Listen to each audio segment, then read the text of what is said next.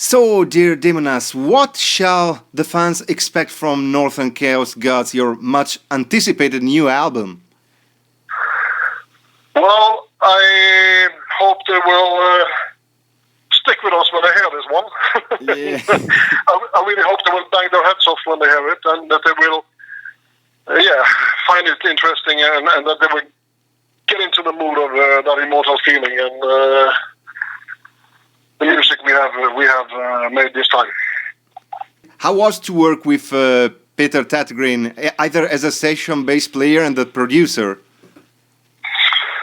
Well, firstly, it was our first choice to make him produce the album, and after we had given him the pre-productions that we made up front, he asked us, or he offered us to play the bass on the album, so it was a good thing, and he's a brilliant musician, and he is also a brilliant producer, so I think he was able to find the sound and the way we wanted it. How will we see you on stage on the next tour? Vocals, guitar, or both? It will be with vocals, but also on guitars on some of the songs, I think, yeah. As we can notice on Northern Chaos Gods, the Blashirk saga continues. When you are writing lyrics, do you find inspiration from fictional words exclusively, or there is also something in the real world that inspire you? Well, the lyrics of Blashirk is like our music. It's a glimpse into this cold and dark world, like an atmosphere that defines the sound and essence of Immortal. So my inspiration has always been from that dark, cold, and harsh nature, which we are really a part of, It's like I walk to the mountains. I spend a lot of time traveling, going to the glaciers. Sometimes I live in this cabin where I can stay for 4 or 5 days maybe and have these walks, and the same with when we started Immortal, we were always out in the woods breathing fire, drinking whiskey late at night. And it's like I wanted this unique thing with the lyrics for Immortal, because I was never, politics or religion was never an inspirational source to me, so I choose nature, and the dark and cold side of it, because that fits with the music. Will there be one day like a follow-up to March of the North? Well, March of the North was an album that was an offspring from Immortal. I didn't want to make just the same music. It was more like I always loved Manowar, and I always loved those albums from Battery, which was different, like Hammerheart or Blood on Ice, and I wanted to make heavy metal music in the same way, just like with that kind of power, and I brought in a heavy metal drummer, which was our first drummer in Immortal, Armageddon, and Icedale was playing the guitar, so I think we pulled it off quite good, and the follow-up was already written, but I haven't had the time to record it. It's like I made all those songs for the next Demonaz album, but we've been through a lot of things the last 9 years. It was like some problems and conflicts we had needed to end, and we separated the others, and we had to start from scratch with a new album, because he took the material with him that we already had made for a follow-up to Ocean Fall. So when the right time comes, I will record it, and yeah. Are you still planning video game music collaboration in the future? No.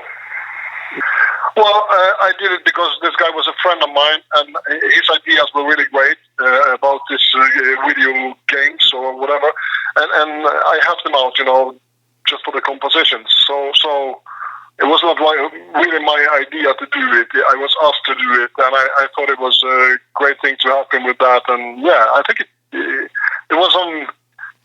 This is not a big company. It's a local company from Bergen, and this guy was into metal for all these years, and it was like I knew him from very young age, and it was like, collaboration came from there.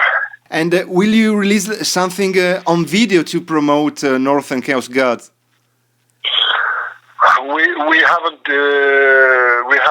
decided that yet. We have been talking a lot about it, but I can't reveal anything for you. It's internal plans. Okay, no problem at all.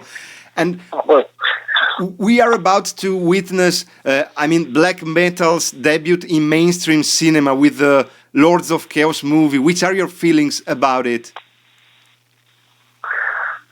I really don't know. I don't know much about it, really. A lot of people have asked me about it, but it's like, I think it's very hard to comment on it because I don't know what will be coming. Yeah. And is there something you miss or you don't miss from the early scene in Norway back in the early 90s?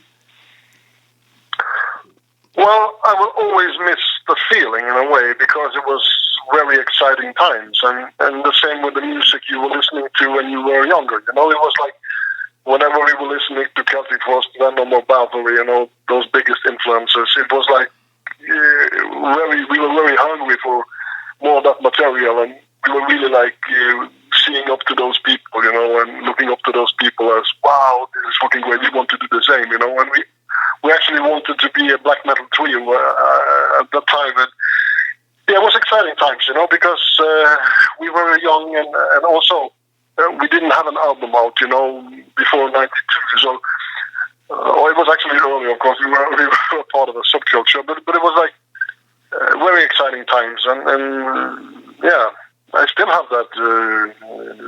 I know that feeling. What kind of music do you listen to nowadays when you're not playing with Immortal? Well, I have a pretty huge vinyl collection with all the old death thrash metal, all the albums that I bought when I was younger. Someone I had to buy again. It's like normally heavy metal, thrash metal, death metal, black metal, and sometimes I listen to classical music. Sometimes I listen to film music, but it's like I don't like to listen to a lot of songs. Like I normally listen to all the albums of Iron Maiden, all the albums of Black Sabbath, or at least the ones I like. So I have these periods with bands. It's like people are sitting in front of the TV and they are zapping. I don't like that. I like to see a movie. Yeah. So I like to listen to music, not like zapping with music, if you understand what I mean.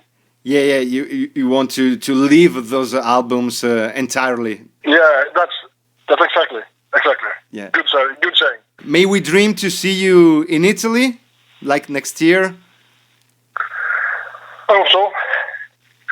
We haven't come that far yet because we really had to take this step by step. And there was so much promotion in this time for the album is out in 3 weeks, and we have to go back to rehearsal after the summer and make plans for the live situation. That is where we are at this stage, because we have to find some members and we have to establish something really great, because we just don't want to go out there and do something half-hearted, Could you send out like one final message and greeting to the Italian Immortal hordes?